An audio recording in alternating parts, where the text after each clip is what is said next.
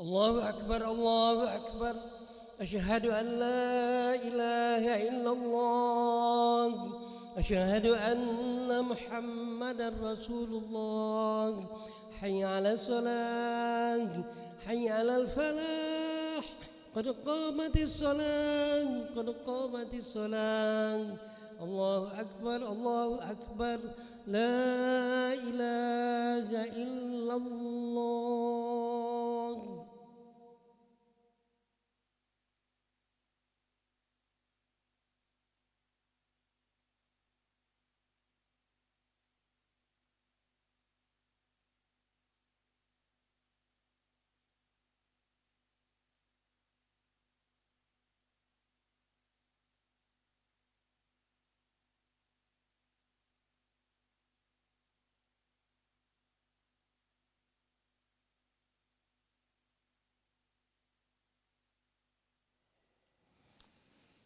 Safnya diluruskan dan dirapatkan. Istaqimu sufufakum wa'tadilu fa inna taswiyatas sufuf min tamamis shalah.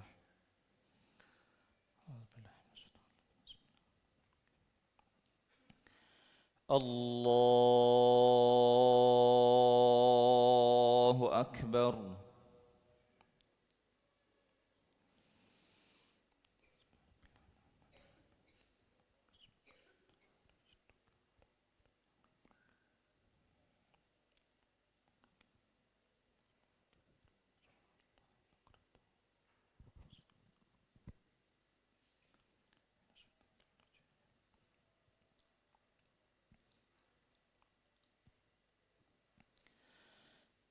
بسم الله الرحمن الرحيم.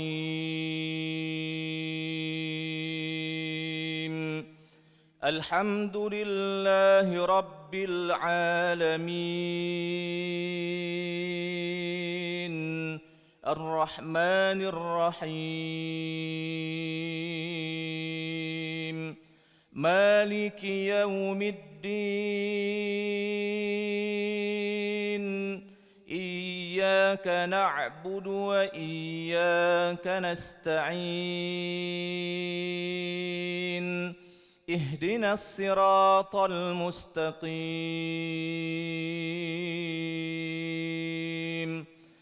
صراط الذين أنعمت عليهم غير المغضوب عليهم ولا الضالين.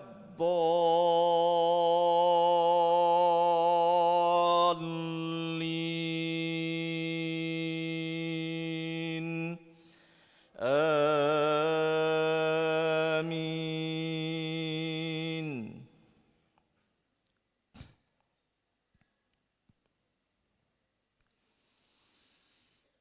بسم الله الرحمن الرحيم.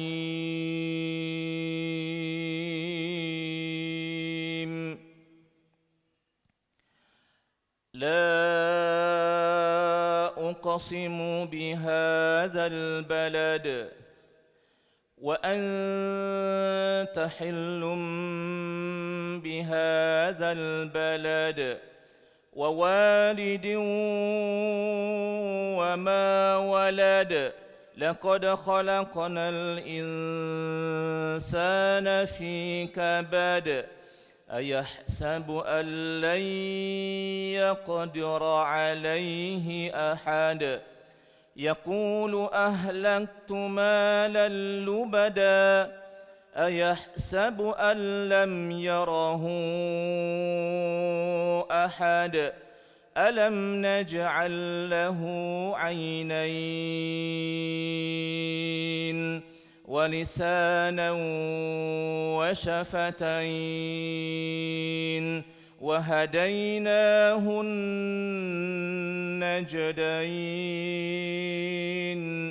فلاقتحم العقبة وما أدراك ما العقبة.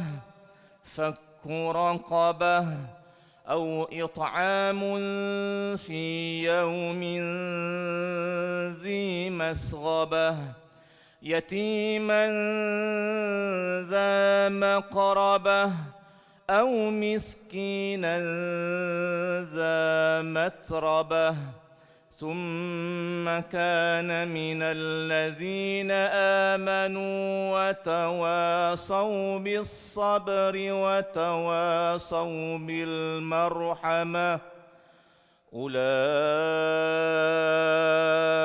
أصحاب الميمنة والذين كفروا بآياتنا هم أصحاب المشأمة عليهم نار مؤصدة. الله أكبر.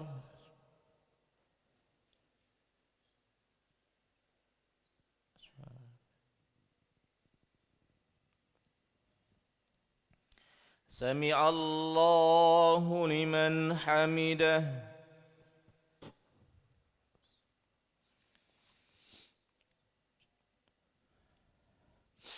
الله أكبر.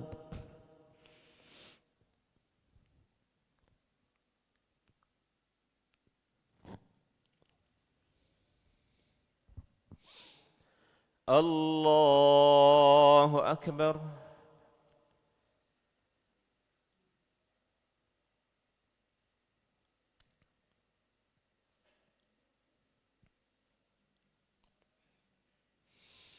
الله أكبر.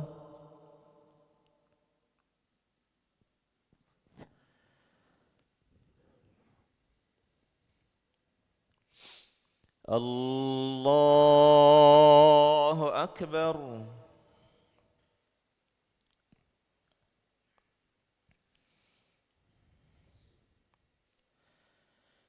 بسم الله الرحمن الرحيم. الحمد لله رب العالمين الرحمن الرحيم مالك يوم الدين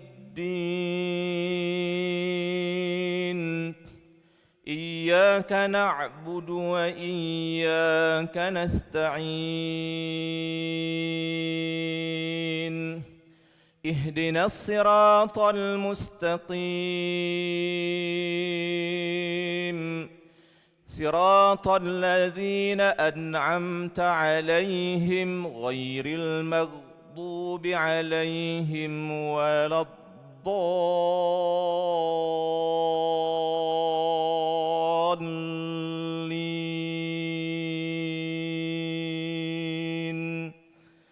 آمين.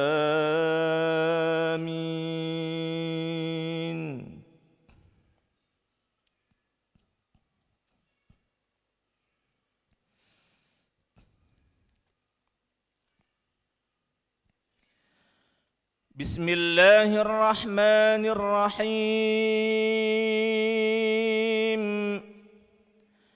ألم نشرح لك صدرك ووضعنا عنك وزرك الذي أنقض ظهرك ورفعنا لك ذكرك فإن مع العسر يسرا إن مع العسر يسرا فإذا فرغت فانصب وإلى ربك فارغب.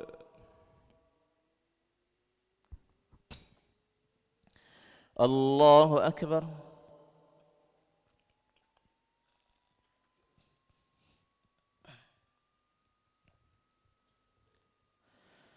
سمع الله لمن حمده. اللهم اهدنا فيمن هديت وعافنا فيمن عافيت وتولنا فيمن توليت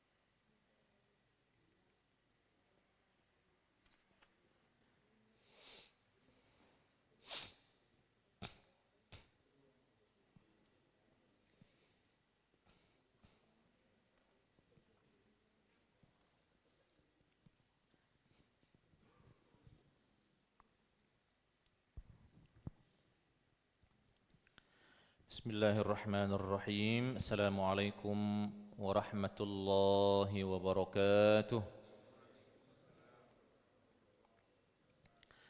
Alhamdulillahi rabbil alamin.